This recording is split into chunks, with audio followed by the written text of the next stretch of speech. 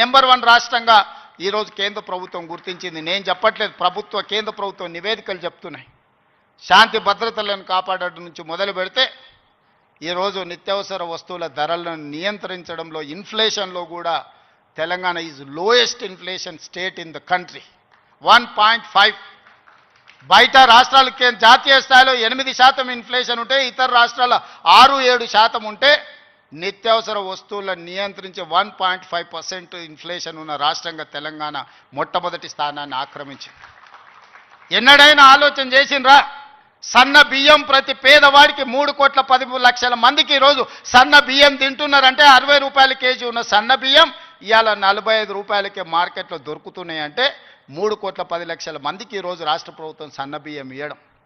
Ration card అడగాలంటే అదో America visa లాగా ఉండే ఒకనాడు. ఇవాళ ప్రతి పేదవాడికి రేషన్ కార్డు ఇచ్చి ఇంటింటికి వెళ్ళి నీకు రేషన్ కార్డు కావాలన్నా తీసుకో అని చెప్పి ఈరోజు ఇస్తున్న ప్రభుత్వం మనది కాదా? ఈ ప్రభుత్వం ఉన్నదే మీకోసం. వీటిని అమలు చెయ్యాలి అంటే నియమ నిబంధనల ప్రకారం మనం పని చేయాలి. ఉద్యోగ నియామకాలు ఇవ్వాలి అంటే నేను నోటిఫికేషన్ ఇవ్వాలి. ప్రభుత్వ శాఖలలో ఖాళీలను తెచ్చుకోవాలి, రేషనలైజేషన్ చేయాలి, ఎక్కడెక్కడ ఖాళీలు ఉన్నాయో గుర్తించాలి.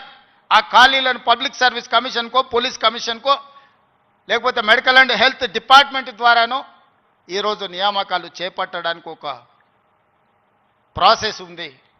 ఆ ప్రాసెస్ ప్రకారం మనం ఈరోజు చేసుకుంటున్నాం. ఒకనాడు నోటిఫికేషన్ల కోసం మీరు ధర్నాలు, నిరసనలు చేసేది.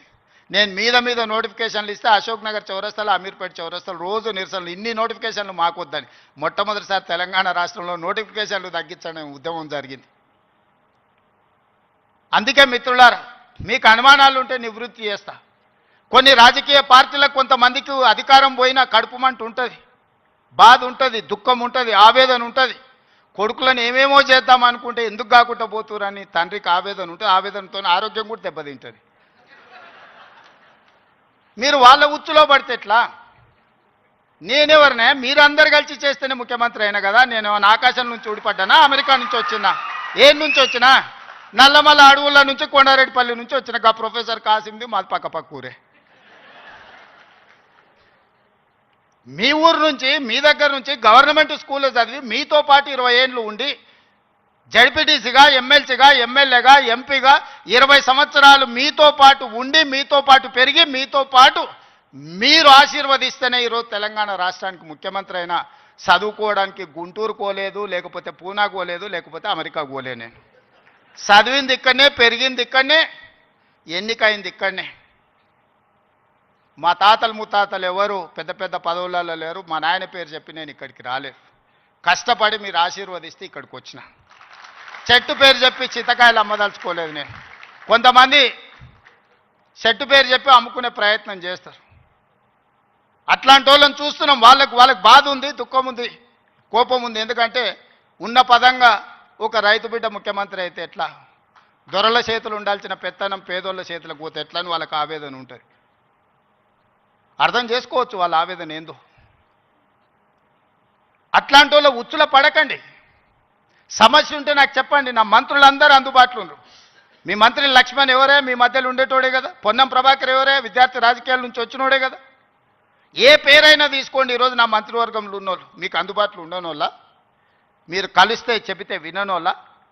ఇవాళ ప్రొఫెసర్ కోదండరామ్ గారిని ఎమ్మెల్సీగా చేసినాం. ఎందుకు? మీ సమస్యలు విని చట్టసభలలో ప్రస్తావిస్తాడని. కుట్ర చేసి సుప్రీంకోర్టుకి వెళ్ళి కొట్టేపించారు. నేను మళ్ళీ చెప్తున్నా, సార్ను 15 రోజులు మళ్ళీ ఎమ్మెల్సీకి పంపుతాం. ఎవడడ్డం వస్తాడో చూద్దాం. ఎందుకంటే ప్రజాస్వామికంగా ప్రజల సమస్యల్ని ప్రస్తావించే వాళ్ళు చట్టసభలో ఉండాలనేది నా ఆలోచన. అలాంటి వాళ్ళను పంపించినప్పుడు వాళ్ళకు కూడా పదవి ఉండొద్దని సుప్రీంకోర్టు వరకు పోయి కోట్ల రూపాయలు పెట్టి పెద్ద పెద్ద న్యాయవాదులను